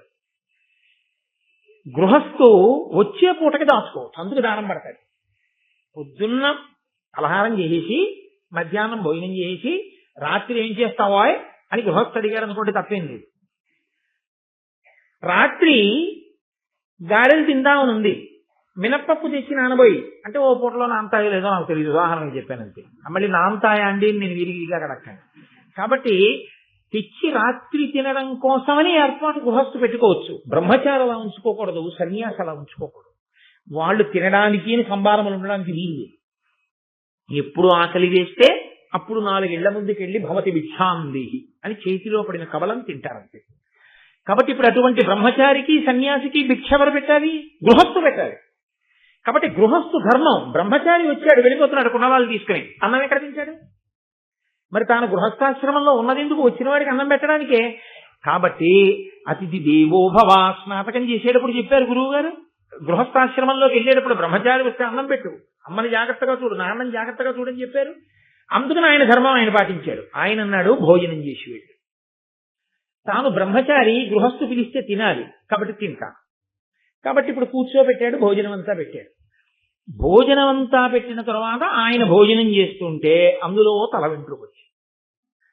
ఈ వెంట్రుక అనేటువంటి విషయం చాలా ఉపద్రవంతో కూడుకున్నది. లోకంలో దేని వెంట్రుక పవిత్రం కాదు, ఒక్క ఏనుగు వెంట్రుక వినా. ఒక్క ఏనుగు వెంట్రుకకి మాత్రం ఉన్న శక్తి ఏమిటో తెలుసా అంటే అది దృష్టి దోషాన్ని తీసేస్తుంది. అందుకే పిల్లలు పుడితే ఇంట్లోనూ ఆ పిల్లలకి కనురాపు తగలకుండా ఉండడం కోసం ఏం చేస్తారంటే వాడి శీలము, వాడి వైభవము తెలియదుగా, వీడు ఎవరికి వారసత్వంలోకి వచ్చారన్నది చూస్తారు. ఎంత అదృష్టం రా ఫలానా వాళ్ళ కడుపున పుట్టావు అంటారు ఒకటి. 2 ఎంత బాగున్నాడు అంటారు. అది కనురాపు. ఆ కనురాపు విరిగిపోవడానికి ఏం చేస్తారంటే ఏనుగు వెంట్రుక తీసుకొచ్చి ఏదో తాయీజులోనో ఉంగరంలోనో పెట్టి పెడతారు. చిన్నపిల్లాడైతే ఉంగరం పెట్టుకోలేడు కాబట్టి తాయీజులో పెట్టి మొలతాడుకు కడుతుంటారు. అలా నేను అన్నాను, ఏ వెంకటాచలమో వెళ్ళినప్పుడు ఏనుగుల వెంట్రుకలన్నీ పీకేకెళ్ళి తప్పు కూడా. అది ఈశ్వర సేవలో ఉన్న ఏనుగు యొక్క వెంట్రుక తేవడం దోషం, అది ఈశ్వరుడి సొత్తు. వెంకటేశ్వర స్వామి వారు పిలిచిన ఆ ఏనుగు వెంట్రుక తీసుకోవాలి, మీకు చెప్తే తేవాలి తప్ప మీరు వెళ్ళి ఆ ఏనుగు వెంట్రుకలు పీకేసి తెచ్చేయడం అలాంటి పనులు చేయకూడదు. ఏ అరణ్యంలోకో వెళ్ళి తెమ్మని కూడా నేను చెప్పను. అలాగని లేనిపోని ఉపద్రవాలు చేసి కోటేశ్వరారు పురాణంలో చెప్పారు వెంకటాచలంలో తావద్దన్నారని అడవికి వెళ్ళానండి అని చెప్పకండి, అదో గొడవ. అంటే ఒక్కొక్కసారి చాలా విచిత్రంగా ఉంటాయి కొన్ని సమస్యలు, సభాముఖంగా చెప్పేవి కావు. అదేమిటంటే నీ చెప్పింది వీళ్ళకి ఇలా ఎలా అర్థమైంది అనిపిస్తుంది ఒక్కొక్క ఫోన్ కాల్ వింటుంటే. కాబట్టి ఆయన ఆ తల వెంట్రుక చూశాడు.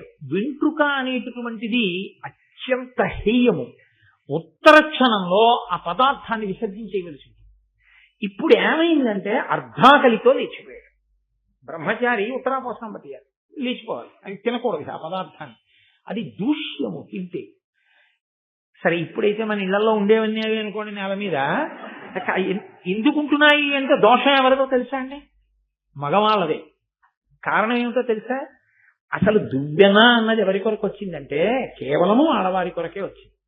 దువ్వెన మగవాడు ఉపయోగించే వస్తువు కానీ కాదు. ఎందుకంటే ఆయన శిఖతో ఉంటాడు, ఎప్పుడు తలనీలాలు ఇచ్చేసి శిఖ కొంచెం పెద్దదవగానే ముడేసుకుని మళ్ళీ తలనీలాలు తీసేస్తుంటాడు. ఇంకా దువ్వెన అవసరం ఆయనకేంటి? దువ్వెన పెట్టి దువ్వుకుంటే చిన్న వెంట్రుకలు ఊడి ఇంట్లో కనపడ్డాయంటే దువ్వెన వాడిన తప్పు, శిఖ లేని తప్పు, గుండు చేయించుకొని తప్పు, వెంట్రుకలు ఊడిన తప్పు వాడిది. కాబట్టి ఇప్పుడు అందులోకి వెంట్రుక వస్తే అర్ధాకలితో బ్రహ్మచారి లేచిపోయాడు. బ్రహ్మచారి అర్ధాకలితో లేచిపోతే మరి బాధ కదండి. సగం ఆకలితో లేచిపోవడం స్వభావము అని మీతో నేను మాట చెప్పాను చూసారా, అది దుడుక్కున పైకి వచ్చింది.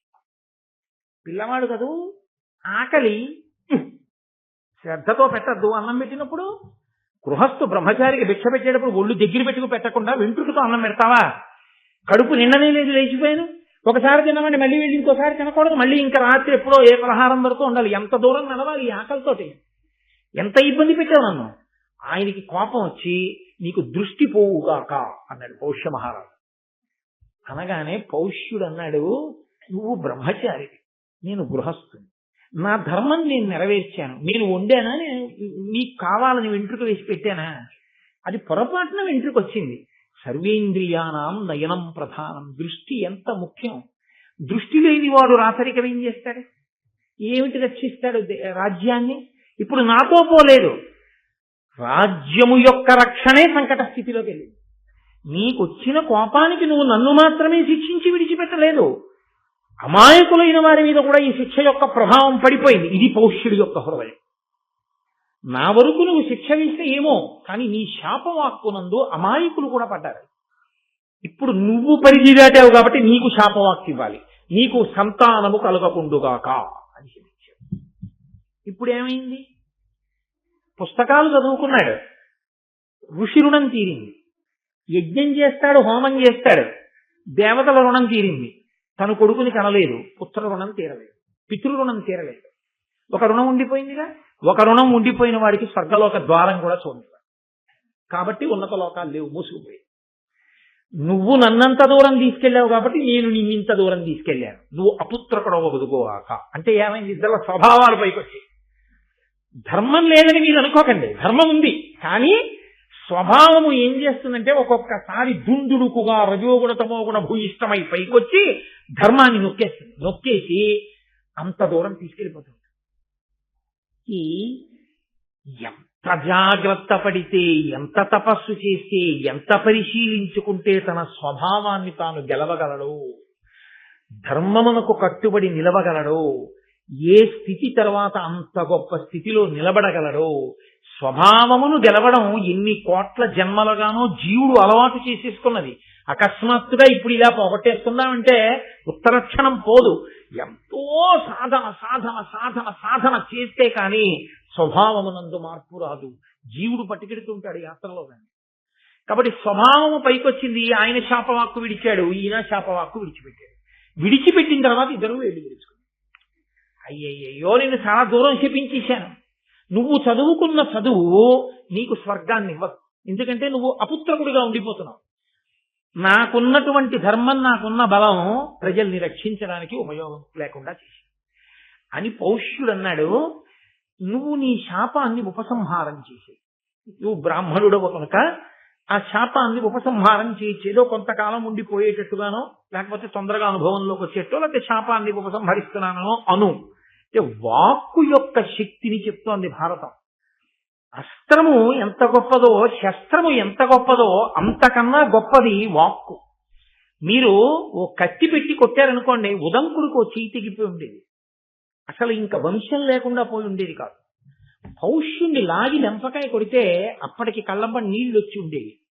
కళ్ళే పోయి రాజ్యం పోవలసినటువంటి అవసరం ఉండేది కాదు, ప్రజలు బాధపడవలసిన అవసరం ఉండేది కాదు. అంటే వాక్కు యొక్క శక్తి అస్త్రశస్త్రముల శక్తి కన్నా గొప్పది. తొందరపడి తపస్సున్నవాడు వాక్కు విడిచిపెట్టేస్తే అవతలవాడు ఎంత బాధపడిపోతాడో కూడా ఆలోచించవలసి ఉంటుంది. లేదా ఈ వాక్కు ఇలా వచ్చింది అంటే, అంత తపోనిష్టాగరిష్ఠులైన వ్యక్తుల నోటి వెంట వాక్కు వచ్చింది అంటే దాని వెనక ఏదో బలీయమైన కారణం తరువుకుంటూ వచ్చి ఉండి ఉండాలి.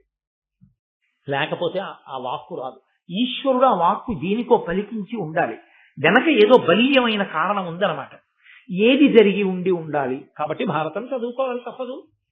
కాబట్టి నువ్వు ఉపసంహారం చేయి శాపాన్ని అన్నాడు పౌష్యుడు. ఈయనన్నాడు, అలాగే నేను ఉపసంహరిస్తాను, నువ్వు కూడా ఉపసంహారం చేయి అన్నాడు. అంటే రాజు అన్నాడు, స్వభావము అన్న మాట ఎలా ఉంటుందో చెప్పాడు. ఇక్కడ స్వభావాన్ని అంగీకరించాడు. ఎంత త్రికరణ శుద్ధిగా ఉన్నది ఉన్నట్టు స్వభావమును గురించి మాట్లాడేవాడు ఉండడు. నా స్వభావం ఇదండి అని చెప్పడు. పైకి ఒకలా కనపడతాడు, లోపల ఒకలా ఉంటాడు. పైకి కనపడినట్టు లోపల ఉన్నాడని మీరు అనుకోలేరు. స్వభావం అన్నది చాలా కష్టం. ఇక్కడ పౌష్యుడు స్వభావం గురించి మాట్లాడుతున్నాడు. ఆయన అన్నాడు, నన్నయ్య గారి పద్యాల్లో ఈ పద్యం చాలా ప్రఖ్యాతి వహించేటువంటి పద్యం. అంటే కారణం ఏమిటో తెలుసా అండి? ఏదో రాజు గురించి చెప్పింది, శిష్యుడి గురించి చెప్పింది కదా, స్వభావ వర్ణనం చేసి దాన్ని గురించి చెప్పడమే చాలా కష్టం. అసలు అలా కన్ఫెషన్ అంటారు, ఉన్నట్టు మాట్లాడటం ఉండదు. రెండు, స్వభావాన్ని గెలవడం ఎంత కష్టమో చెప్పు. కాబట్టి ఆయన అన్నాడు, నిండు మనంబు నవ్యనవనీత సమానము పల్కు దారుణాఖండల శస్త్రతుల్యము జగన్నుత విప్రులయందు నిక్కము ఈ రెండును రాజులందు విపరీతము కావున విప్రుడోపు ఓపండతిశాంతుడయ్యు నరపాలుడు శాపము గ్రమరింపగం. ఆయన అన్నాడు, నిండు మనంబు నవనీత సమానము పల్కు దారుణాఖండల శస్త్రతుల్యము జగన్నుత విప్రులయందు. బ్రాహ్మణులు గొప్ప తపస్సు చేసి ఉంటారు. వాళ్ళ మనసు నవనీతంలా ఉంటుంది, అప్పుడే తీసినటువంటి వెన్నముద్దలా ఉంటుంది. కానీ పలుకో దారుణంగా ఉంటుంది, చాలా కఠినంగా ఉంటుంది. కానీ మాట అలా మాట్లాడారు అంటే అవతల వారిని దిద్దడానికి మాట్లాడతారు తప్ప మనస్సు, వారి స్వభావమునందు దోషం లేదు. వారి స్వభావం చాలా మంచిది, అమృత హృదయుడు బ్రాహ్మణుడు, అలా ఉండాలి. కాబట్టి ఆయన వాక్కు కఠినంగా ఉన్న మనసు వెన్నలా ఉంటుంది. కాబట్టి వాక్కు కఠినమైనది వచ్చినా మళ్ళీ దాన్ని తిప్పి అనుగ్రహించగలిగిన లక్షణం బ్రాహ్మణుడికి సహజంగా ఉంటుంది. కానీ నిక్కము ఈ రెండును రాజులందు విపరీతము. రాజులందో మాట వెన్నపూసలా ఉంటుంది, మనసు వజ్రంలా కాఠిన్యంతో ఉంటుంది. ఇంత కఠినమైన మనసు ఉన్నవాడు ఇప్పుడు మంచిగా ఉన్నట్టు ఉన్నా మనసు వెన్నపూస కాదు కాబట్టి తీయలేడు శాపవాక్కుడు. కాబట్టి నువ్వే తీయగలవు బ్రాహ్మణుడు, కాబట్టి నువ్వు తీయి, నేను తీయలేనన్నాడు. హృదయము అంత ప్రసన్నంగా అంత మెత్తగా ఉంటుంది. ఇప్పుడు ఆ కుండలములను పట్టుకున్నాడు, గబగబా వెళ్ళిపోతున్నాడు. వెళ్ళిపోతూ ఆయన ఆచమనం చెయ్యవలసినటువంటి పరిస్థితి వచ్చింది. ఆచమనం చెయ్యవలసిన పరిస్థితి అన్నప్పుడు మీరు దాన్ని ఎలాగైనా అన్వయం చేసుకోవచ్చు. శరీరమునకు అన్నదానికి కొన్ని అవసరములు ఉంటాయి. లోపల ఉన్న పదార్థాన్ని బయటకు పంపవలసి ఉంటుంది, పైన ఉన్న పదార్థాన్ని పిండాంతములు పోషించడానికి తీసుకోవలసి ఉంటుంది. కాబట్టి అందులో ఏది జరిగినా మళ్ళీ ఓసారి ఆచమనం చేయవలసి ఉంటుంది. ఆచమనం చెయ్యాలి కాబట్టి ఆయన ఏం చేశాడంటే, ఒక నది ఒడ్డున ఇక్కడ ఏది కూడా మలమూత్ర విసర్జన జరగదు అని నమ్మకం. ఎందుకని అంటే మనకు ఒక ధర్మం ఉంది లోకంలో. ఏమిటా ధర్మం అంటే, నది ఒడ్డున కాని నదీ జలముల యందు కాని మలమూత్ర విసర్జన వంటివి చేయరాదు. ఎందుకంటే నది పరమ పవిత్రమైనది కనుక. కానీ వర్షాలు పట్టలేదు అంటే, లేకపోతే లోకంలో రకరకాల వ్యాధులు వస్తున్నాయి, లోకంలో రకరకాల ఉపద్రవాలు వస్తున్నాయంటే ఇవాళ మనం సనాతన ధర్మంలో శాస్త్రవాక్కుని విస్మరించాం. కాబట్టి నదీ తీరములన్నీ ఎంత భయంకరమైన స్థితిలో ఉంటాయో, సూర్యోదయ కాలమునందు నదీ జలములను మనం ఎంత అవమానం చేస్తున్నామో, ఎలా ప్రవహిస్తాయి నదీ జలాలు ప్రవహించమండి. ఇన్ని పథకాలు పెట్టండి, ఇన్ని మరుగుదొడ్లు కట్టివ్వండి, నదీ తీరములే మరుగుదొడ్లు. కాబట్టి ఆ రోజులలో ఉదంకుడు నమ్మాడు, నదీ తీరము పరిశుద్ధముగా ఉంటుంది, ఎవ్వరూ ఇక్కడ అటువంటి తప్పు పని చెయ్యరు. కాబట్టి కుండలములను నది ఒడ్డున పెట్టి నదీ జలములను ఆచమనం చేస్తున్నాడు. ఆచమనం చేస్తుంటే తక్షకుడు దిగంబరుడిగా వచ్చాడు, ఒంటి మీద బట్టలు లేనివాడిగా. అంటే ఇంకా అంతకన్నా అపవిత్రమైనటువంటి దర్శనం లోకంలో ఇంకోటి ఉండదు. అంత అపవిత్రమైన వాడిగా వచ్చి ఇప్పుడు ఆ కుండలములను పట్టుకుని పారిపోతున్నాడు. పారిపోతుంటే వెంటబడ్డాడు. నాగరాజుగా మారి అక్కడే ఉన్నటువంటి ఒక పెద్ద పుట్ట యొక్క కలుగులోకి వెళ్ళిపోయాడు. ఉదంకుడికి ఒక పెద్ద బాధ ఉంది. ఎప్పుడో అప్పుడు తేవచ్చులే, ఈలోగా గురువు గారు చెప్పినటువంటి మంత్రతంత్రాలతో మనం ఏదో చేద్దామంటే కుదరదు. ఎందుకని, పక్కనే కదా అని చెప్పి ఆవిడ నీటికి 4వ రోజున నేను ధరిస్తాను, దానికి కావలసినటువంటి రీతిలో నేను స్నానం చేసి సిద్ధంగా ఉంటానని చెప్పింది గురుపత్ని. ఈ లోపల పట్టుకెళ్ళిపోవాలి కుండలాలు. కాబట్టి ఇప్పుడు గురువు గారి దగ్గర చదువుకున్న రోజులలో తనంత తానుగా ప్రయత్నం లేకుండా వచ్చిన అష్టసిద్ధులున్నాయే, అవి వాడుకుందామని ఆయన ఎప్పుడు అనుకోలేదు. అందుకనే పౌష్య మహారాజు దగ్గరికి నడిచెళ్ళాడు, పౌష్య మహారాజు దగ్గర నుంచి నడిచొచ్చాడు. లేకపోతే వాయుగమనం చేసి వెళ్ళిపోతాడు. ఆయనకి వాటి మీద ఆసక్తి లేదు. కాబట్టి అసలు నాకు ఈ సిద్ధులు ఉన్నాయి అని కూడా ఆయన పట్టించుకోలేదు. ఇప్పుడు వాటి అవసరం వచ్చింది. దేనికి వచ్చింది? గురువు దక్షిణ సమయానికి చెల్లించాలి. అందుకని ఆయన అష్టసిద్ధుల్ని ఆధారం చేసుకుని తాను కూడా తక్షకుడు వెళ్లిన మార్గంలో పుట్టలో నుంచి పాతాళంలో నాగలోకానికి వెళ్ళిపోయాడు. తీరా నాగలోకానికి వెళ్ళి చూస్తే ఎవ్వరూ కనపడరు, అంతా నిశ్శబ్దంగా ఉంది. ఇప్పుడు ఆయన ఆ నాగరాజులు కనపడాలి, కనపడి ప్రసన్నులు అవ్వాలి. ప్రసన్నులైతే అయ్యయ్యో తీసుకెళ్ళిపోవయ్యా అని మళ్ళీ కుండలాలు ఇచ్చేసేయాలి. కాబట్టి ఇప్పుడు ఆయన నాగరాజుల్ని ప్రార్థన చేశాడు. బ్రాహ్మణుడు నమ్మేది ఏమిటి? మళ్ళీ గభాల శాపవాకు విడిచిపెట్టకూడదు. తాను నాగరాజుల్ని, వాళ్ళంత తపో నిష్ఠాగరిష్ఠులు, మహానుభావులు, ఆదిశేషుడు వంటి వారు ఉన్నారు కాబట్టి ప్రార్థన చేసి దేవతా స్వరూపాన్ని ప్రసన్నం చేసుకోవాలి. ఇది మళ్ళీ ఇంకొక విచిత్రమైనటువంటి విషయం. మీరు కొన్ని స్వరూపాల్ని ప్రసన్నం చేసుకోవాలంతే తప్ప వాటిని మీరు మీ తపస్సుతో ఇంకోలాగో మీకున్నటువంటి పూజ చేతో వాటి మీద మీ అధికారం చలాయించే ప్రయత్నం చేయడం కుదరదు. సుందరకాండలో హనుమ అంతటి వారు లంకని వశం చేసుకున్నారు. ఎందుకంటే ఆవిడ కూడా అంతే అటువంటిది తప్ప లంకని చంపడం కుదరదు. లంక అంటే లంకిని అంటాం మనం తెలుగులో. చంపడం కుదరదు, వశం చేసుకోవాలి. అలాగే దేవతల్ని ప్రసన్నం చేసుకోవాలి. ప్రసన్నం చేసుకుంటే అనుగ్రహిస్తారు మళ్ళీ వాళ్ళు. దేవతలకు ఒక లక్షణం ఉంటుంది, ఏమిటో తెలుసా అండి? మహాభారతం అంతా దీని మీదే నడిచేది. దేవతలు కనపడ్డారనుకోండి, మీకేం కావాలని అడుగుతారు. వాళ్ళు కనపడి చాలా బాగా చెప్పారండి పద్యాలు, ఏమనుకోకండి పనుందని వెళ్ళరు. ఒకసారి కనపడితే మీకేం కావాలని అడుగుతారు. మీరు అడిగేసిన తర్వాత అయ్యో నేనేదో సరదాగా అడిగానండి బాబాయ్ అదే నాకు ఇచ్చేస్తున్నారన్నారు అనుకోండి, వాళ్ళు వదలరు, ఇచ్చేస్తారు.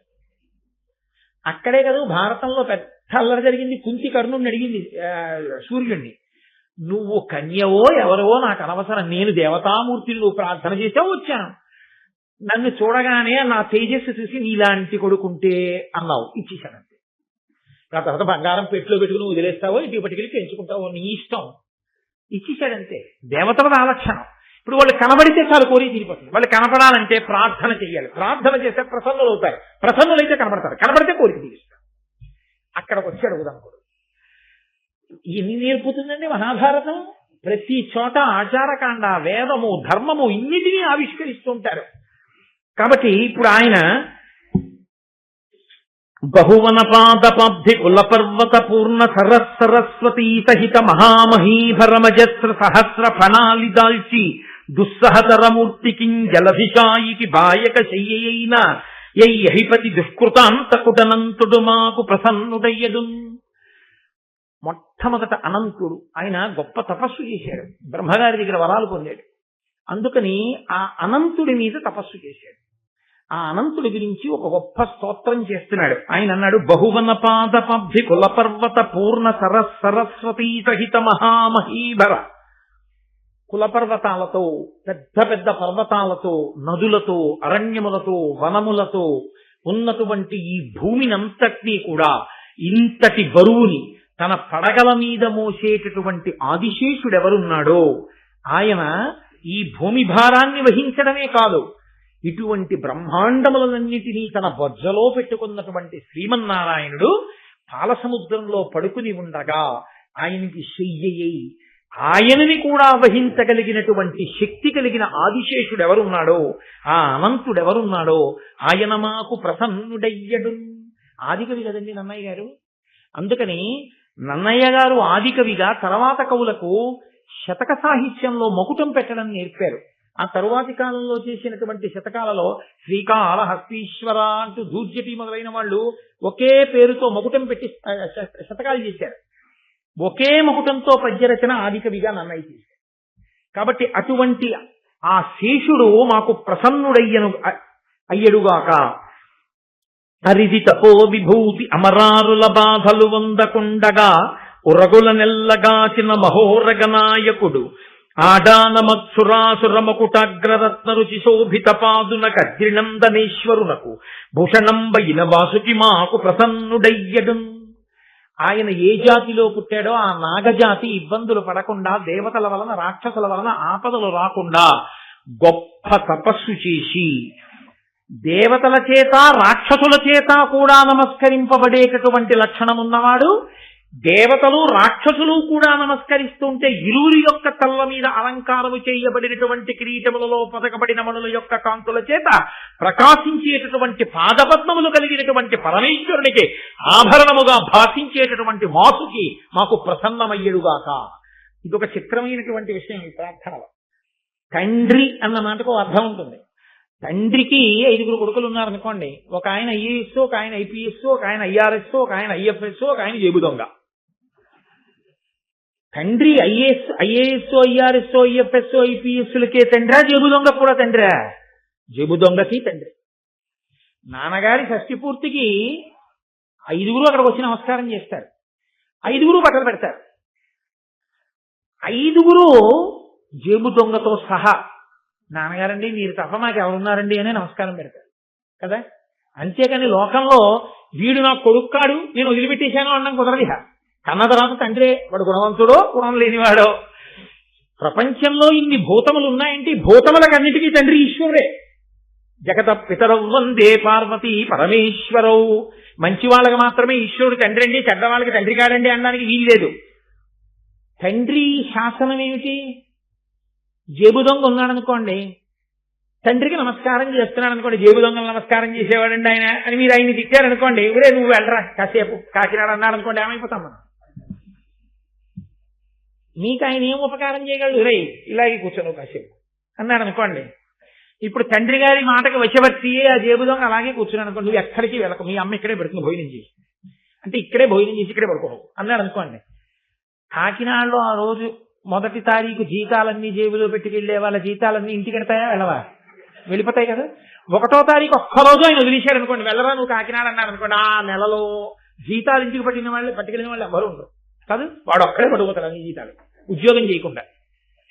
పరమేశ్వరుడి దగ్గర రాక్షసులు వశవర్తులైతే మనకు అదృష్టం. ఎందుకో తెలుసా అండి?